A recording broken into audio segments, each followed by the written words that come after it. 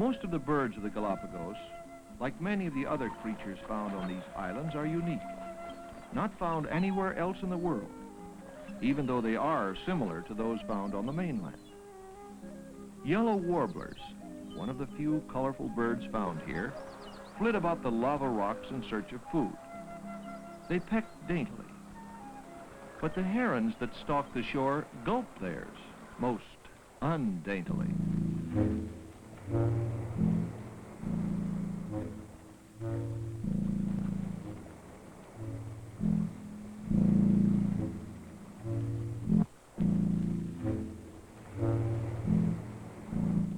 Good thing his neck is a two-way stretch.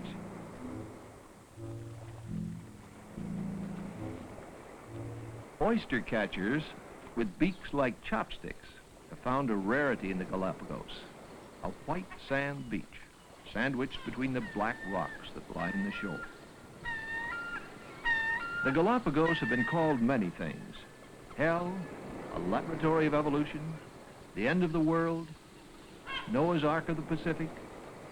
Darwin said that here, both in time and space, we seem to be brought nearer that mystery of mysteries, the first appearance of new beings on Earth. Born of volcanic activity, the Galapagos are not as old as one might think. Datings from lava flows show that most of the islands are less than 1 million years old, whereas the mainland of South America is 4.5 billion years old.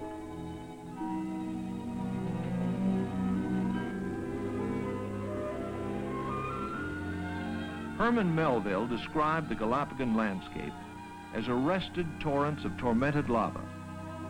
Indeed, some of the islands are still almost completely bare of any plants, except this phallic cactus, which is a pioneer colonist of barren flows. The islands are the tops of gigantic volcanoes, most of which rise for 7,000 to 10,000 feet above the floor of the sea.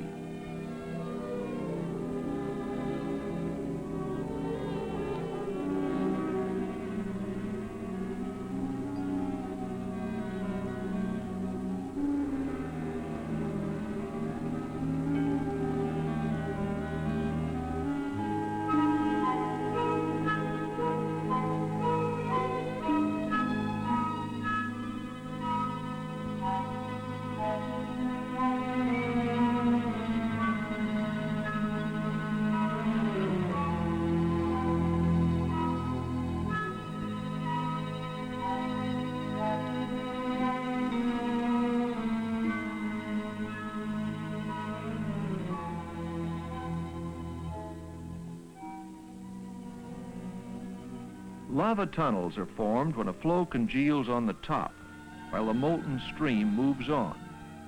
This one clearly shows the side walls.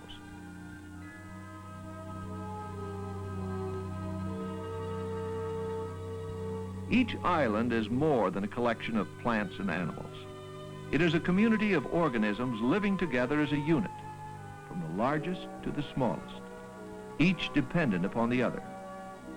So these islands are not only a laboratory of evolution, they are a laboratory of ecology, of the delicate balance that exists between organisms and their environment.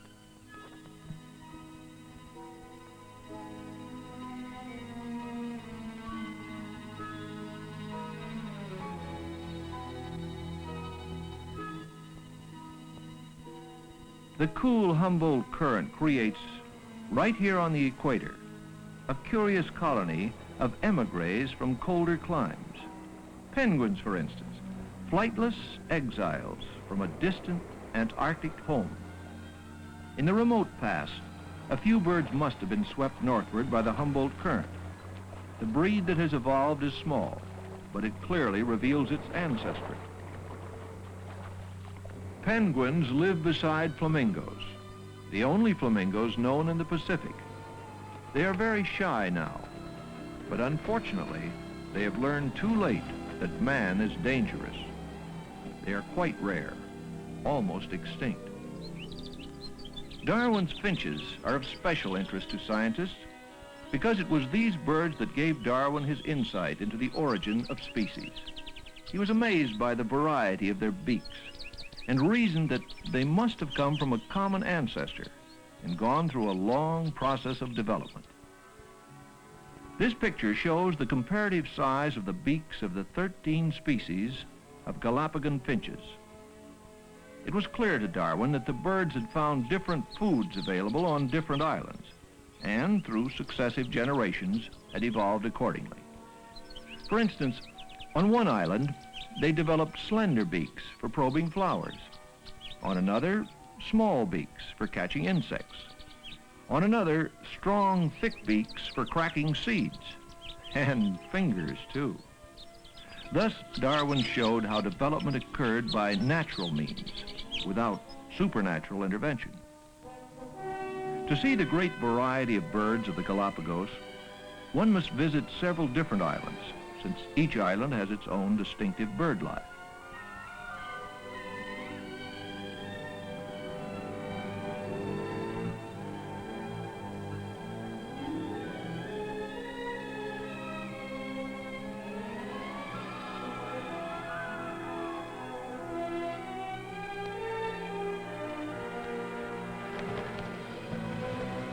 One of the most interesting islands is Daphne.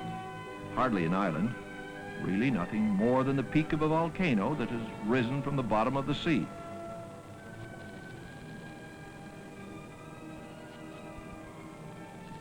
To go ashore here requires the agility of a trapeze artist. Sheer cliffs rise straight from the sea.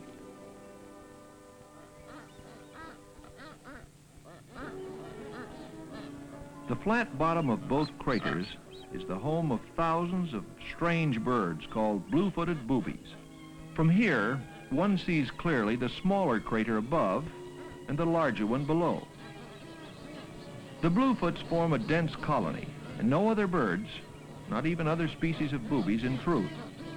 The smell, heightened by the heat down here in the crater cut off from the breeze, plus their raucous voices, require a sense of humor to endure. Perhaps that's why blue-footed boobies are such clowns. They're as comical as their name.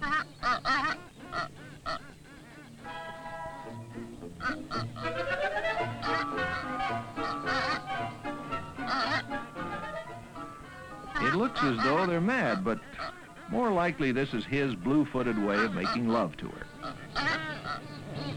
This is a bluefoot baby. Many of the bluefoots have two babies which they nurse to maturity if the food supply is sufficiently abundant. If it is not, they frequently let one die. Both parents seem to agree that this is best, as they have apparently done here. Just their way of controlling their population explosion.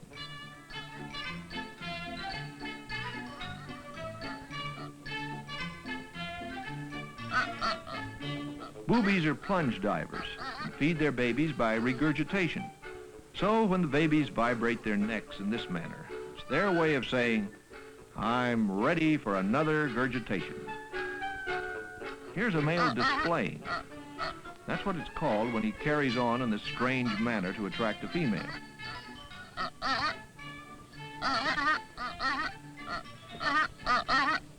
Then if he's lucky enough to attract one, they both join in a head-bobbing dance.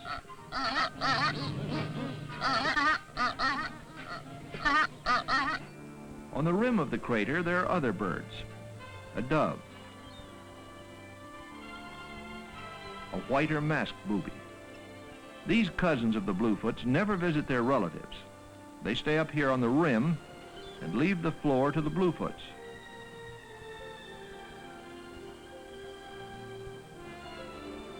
This is a swallow-tailed gull, photogenic and not at all camera-shy.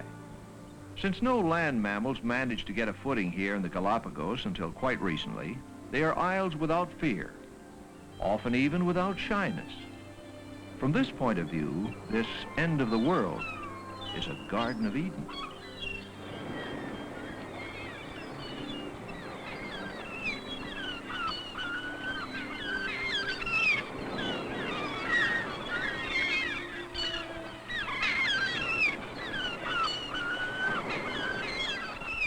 A frigate bird on its nest. Pretty unattractive until you see it in flight. And then, with a wingspan of 8 feet, which is 40% more wing area than any other seabird of similar weight. This ugly duckling becomes the most beautiful thing in the sky. They've been sighted 1,000 miles from land and 4,000 feet high. They feed on the wing and specialize in piracy, snatching the food from the mouths of other birds.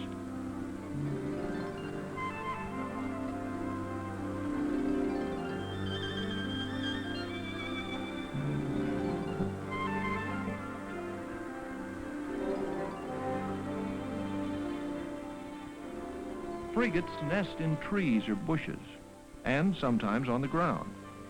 They lay one large white egg, about twice the size of a hen's egg. Here's a male with his red throat sac deflated, but when he's courting, it's blown up like a big red balloon. That's the way he attracts the females.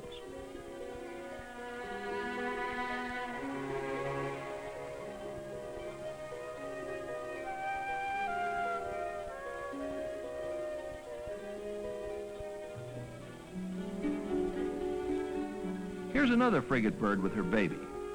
The nest, made of dry sticks, is a fairly unstable launching pad for such a big bird.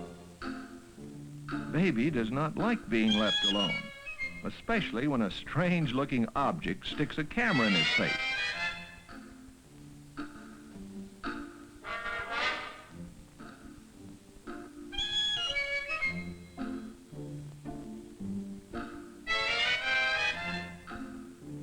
The chicks are dependent on their parents for food for 6 months, much longer than any other seabird. And since the parents get their food by thieving, they usually live near other birds on whom they prey.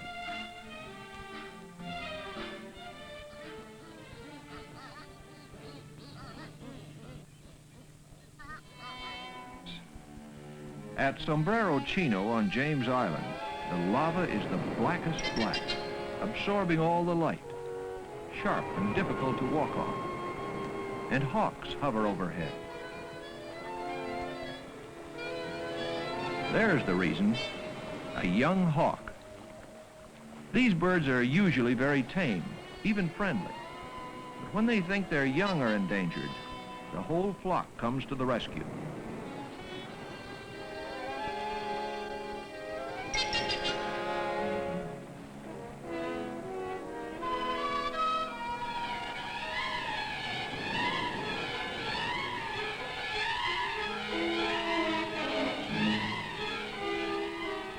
They began a nose-diving barrage that made any work impossible. The baby is on the left. The other is the sentinel.